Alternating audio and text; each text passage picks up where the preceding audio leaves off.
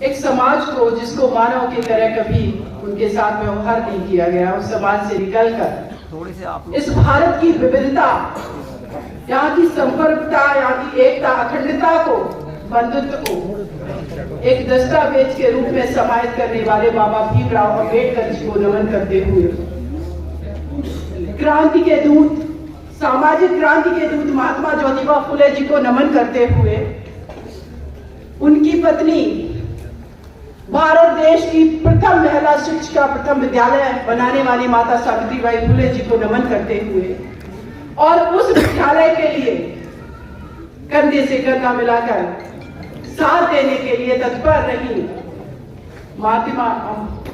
फातिमा शेख, जिन्होंने अपनी जमीन दी, ऐसी माता को नमन करते हुए,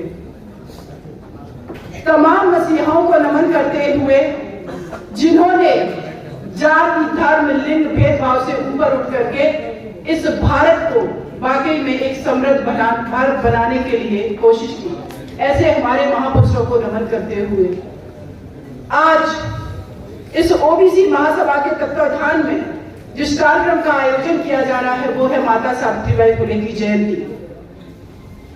मैंने अभी बहुत सारे हमारे मंच पर आसीन लोगों को सुना, स्पेशली 3 लोगों को मैंने सुना जो कि महाराष्ट्र से आए हमारे chief guest Chhagan Bhujbal sir, और साथ में ही हमारे 2 और साथियों को सुना जो मंच पर आसीन है।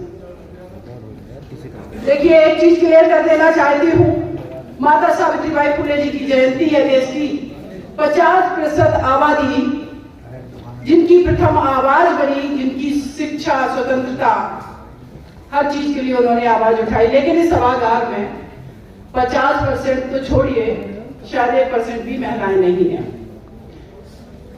तो मैं एक चीज पर बैठी बैठी विचार कर रही थी यहाँ पर कि आखिर इस मंच की जब मैं अध्यक्षता कर रही हूँ, बातें सच बोलूंगी, कड़वी लग सकती हैं तो लग जाए। मैं ये सोच रही थी कि जब मैं इस मंच की अध्यक्षता कर रही थी, जब मैं आई, तो आखिर जो चेयर बीच में पड़ी हुई थी अध्यक्ष की, वो ऑक्युपाई किसने कर ली? ये एग्जाम्पल मैं दे रही हूँ, मुझे बुरा नहीं लगा, लेकिन मैं ये बताने की कोशिश कर रही हूँ कि वो कुर्सी किसने ऑक्युपाई कर ली। तो मैंने कई एक बिंदुओं पर विचार किया। वो कुर्सी उन्होंने ऑक्युपाई कर ली जो हमसे पहले आ गए थे, भले ही हमारा उस पर अधिकार है।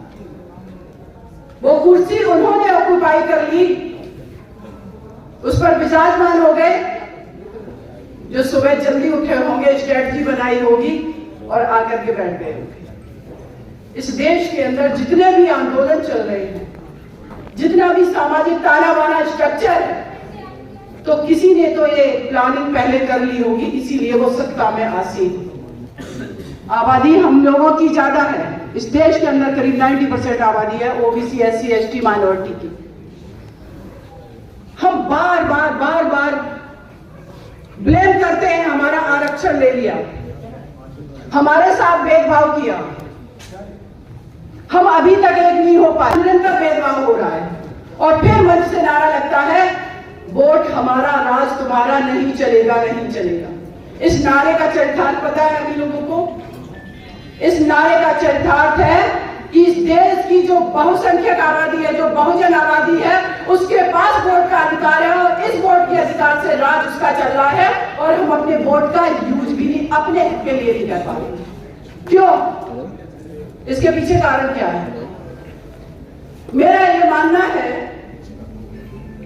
कि वाकई में कोई भी समाज, कोई भी देश, कोई भी परिवार, कोई भी संस्था, 2-3 चीजें अगर उसके अंदर है। नंबर 1 ईमानदारी, नंबर 2 एकजुटता, यूनिटी, नंबर 3 ऑर्गेनाइजेशन आपका, और नंबर 4 है प्लानिंग, उसके बाद उसका इम्प्लीमेंटेशन। लेकिन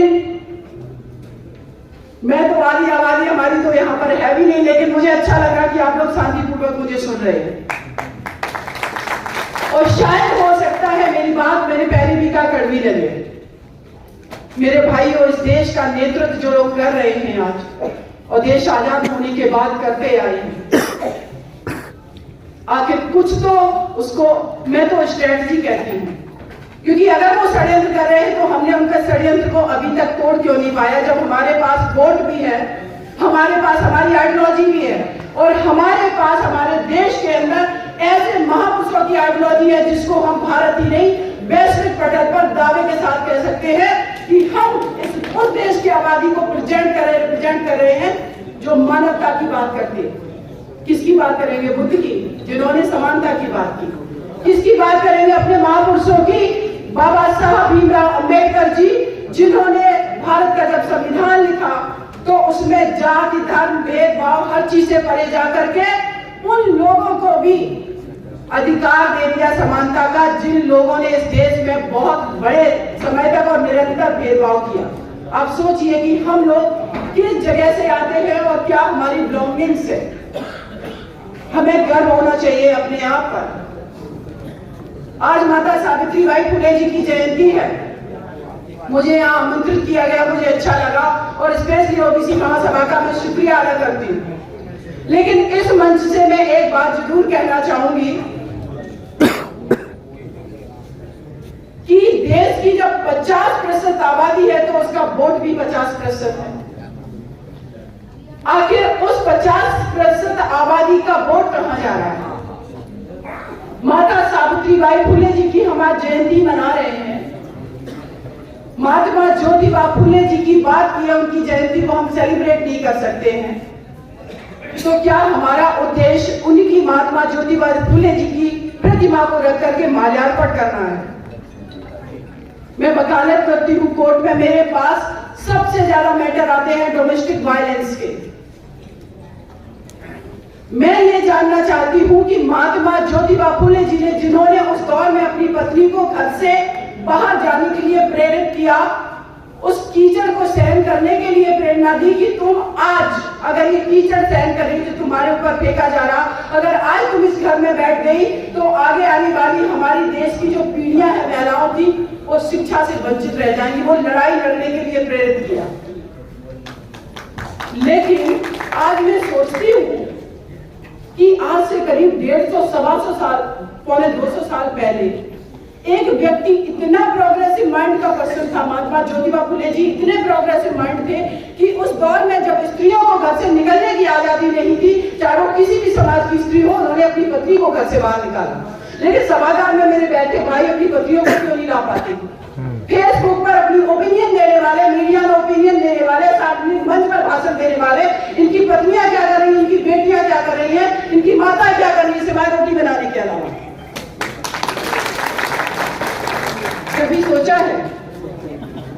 सामाजिक संगठन बना करके ठेकेदार या पॉलिटिक्स में परिवर्तन करेंगे, सत्ता का परिवर्तन करेंगे। लेकिन आपने कभी सोचा है कि जो घर में 50% आबादी है आपकी पत्नी के रूप में, बेटी के रूप में, माता के रूप में, वो भी इस देश की पूंजी हो सकती थी। देश ही नहीं, समाज की, ओबीसी समाज की, ऐसी समाज की आपकी परिवार की पूंजी हो सकती थी। लेकिन आपने अपने विचारों को सार्वजनिक करने के लिए, लेकिन आपने अपनी चीजों को स्थापित करने के लिए उसको आपने घर की चार दीवारी में बंद कर दिया। इस देश की जब बहन जी मुख्यमंत्री बनी उत्तर प्रदेश में, वो बात अलग है कि लोग कितनी भी उनकी बात ना करें, आलोचना करें बहुत सारी चीजों पे। जब जैसे हम एंटर करते हैं उत्तर प्रदेश के अंदर स्ट्रक्चर दिखाई पड़ता है, अंबेडकर पार्क, लखनऊ में परिवर्तन चौक बना है, वहां पर सिर्फ दलित समाज की मूर्तियां नहीं है, वहां पर हमारे सारे महापुरुषों की मूर्तियां हैं। इतनी हिम्मत किसने जुटाई? वो निडरता थी। ये बात मैं बहन जी का नाम इसलिए नहीं ले रही हूँ कि वो एक पार्टी से बिलोंग करती, मैं इसलिए ले रही हूँ कि अब एक स्त्री जब सत्ता में बैठती है तो वो ये सब करके दिखाती है। राजनीतिक लड़ाई आप लोग लड़ रहे हैं, पार्लियामेंट में भी जीतेंगे, विधानसभा में जीतेंगे, लेकिन आपके घर की स्त्री कैसे लड़ाई लड़े इस समाज को आगे ले जाने के लिए, आपके परिवार को आगे ले जाने के लिए, उसको तो आपने घर की चार दीवारी में बंद कर दिया है। देश की प्रथम महिला प्रधानमंत्री बनी इंदिरा गांधी जी, आज पाकिस्तान के नाम पर पाकिस्तान ये कर देगा, पाकिस्तान वो कर देगा, दो टुकड़े कर दिए उन्होंने, क्योंकि निडरता, ईमानदारी जहां रहती है।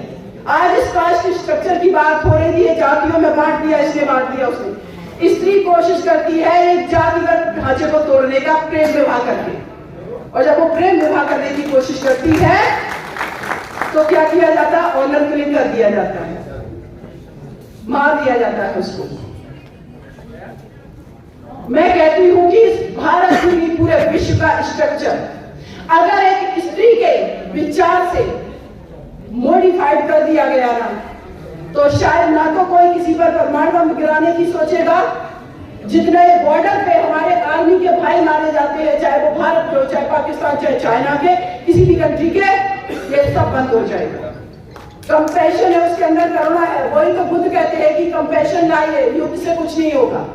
तो ये चीजें सत्ता में भी इम्प्लीमेंट होंगी, और ये सत्ता में इम्प्लीमेंट होंगी तो आपके घरों में भी इम्प्लीमेंट होंगी। इसलिए आपके घर की स्त्री को भी निकालिए, उसको देश की पूंजी समझिए, उसको सिर्फ ऑब्जेक्ट न समझिए। एक किसी के घर की स्त्री, जब मैंने निर्भया केस फाइट किया, बहुत लोग तो कहते हैं प्रोजिक्यूशन का केस था। मैं आज बता देना चाहती हूँ, SC, ST और महिलाओं के खिलाफ मुकदमे में कंप्लेनेंट को सुना जाना जरूरी है। अगर उसको नहीं उसके एडवोकेट के माध्यम से सुना जाएगा, वो केस आगे नहीं बढ़ पाएगा। ये क्लियर करना बहुत जरूरी था। 4 लोगों को फांसी की सजा कराई मैंने। मैं आप लोगों को बताना चाहती हूँ, सुरेंद्र को भी निठारी कांड हुआ था, आप लोग जान रहे होंगे, नोएडा में। वो व्यक्ति खून पी जाता था छोटे छोटे बच्चों का। कहां है सरकारें? सोई हुई है। करा पाए फांसी की सजा? एक मैटर है सबने बनामी यूनियन ऑफ इंडिया का, एक स्त्री ने अपने परिवार के 7 सदस्यों को मार दिया, एक छोटे बच्चे को भी मार दिया। मैं आज इस मंच से कह रही, कोई फांसी नहीं करा सकता। सुरेंद्र कोहली को भी फांसी नहीं होगी। वो लिटिगेशन का पार्ट है, उस पर हम कभी बात करेंगे। क्योंकि जिले के ग्राउंड पर अगर आपने किसी भी प्रिजनर को बहुत दिनों तक जेल में रखा, 12-13 साल तक, वो डिले का ग्राउंड बन जाता, आजीवन कारावास में परिवर्तित हो जाता, आप फांसी नहीं दिला सकते। ऐसे 17 case supreme court of India ने कम्यूट कर दिए आजीवन कारावास में। आपकी ये बहन सिस्टम से लड़ती रही। जुडिशरी से मैंने लड़ाई की, सार्वजनिक मंच में मैंने बोला, सुप्रीम कोर्ट ऑफ इंडिया ने 18 महीने निर्भया केस पेंडिंग रखा। मैं इनिशिएटिव लेती रही कि आप क्यों नहीं करेंगे। देश के राष्ट्रपति को मैंने बोला कि आप कहते हैं कि महिलाओं के खिलाफ क्राइम ना हो, तो मैं आपसे कहती हूं कि आपके पास जो मर्सी पिटीशन पेंडिंग है 12 साल से, उनको आप डिसीजन लीजिए। किसकी बात कर रहे हैं? जो जहां है ईमानदारी से काम कर ले। घर में है तो घर में ईमानदारी से काम कर ले। एक व्यक्ति अगर वो बात कर रहा है सामाजिक न्याय की, अगर वो बात कर रहा है सत्ता के परिवर्तन की, तो पहले आप अपने घर की स्त्री के साथ सामाजिक न्याय और बच्चों के साथ कर लीजिए, फिर जाति के साथ भी कर लीजिए। जितने जाति के संगठन बने, मैं कह रही हूँ अपने जाति के लोग भी ईमानदारी से एक दूसरे का सपोर्ट कर दे, देश अपने आप तरक्की कर जाएगा और आपको पॉलिटिकल पावर मिल जाएगा।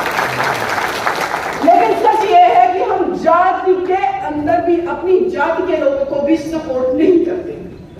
पता नहीं एक हाइपोथेटिकल लड़ाई चल रही है, जो वर्चुअल दुनिया में लड़ाई चल रही है। मैं मानती हूँ इन चीजों को कि बहुत सारी चीजें हुई है, इंप्लीमेंट हुई है बहुत सारी चीजें उसका, लेकिन जिस तरीके से हमारी संख्या है, जिस तरीके से हमारी फाइट होनी चाहिए निरंतर, सभी लोग कहते हैं कि बार बार बीजेपी आ जा रही है। बीजेपी आ रही है स्ट्रेटजी के बताने से। बीजेपी किस वजह से आ रही है? अगर लोग कहते हैं, हम सभी लोग डिस्कशन करते हैं कि ईवीएम जब तक नहीं हटेगी तब तक कोई पार्टी आ नहीं सकती सत्ता में, ना केंद्र में ना स्टेट में। तो भाई इस दिल्ली की धरती पर कभी क्या हम 10 लाख की संख्या में भी, चलो सुप्रीम कोर्ट नहीं सुन रहा है, 10 लाख की संख्या में भी हम कभी यूनाइट होकर के उतरे हैं प्रोटेस्ट करने के लिए? अगर हम डेमोक्रेटिक कंट्री हैं, अगर हमारे भारत का संविधान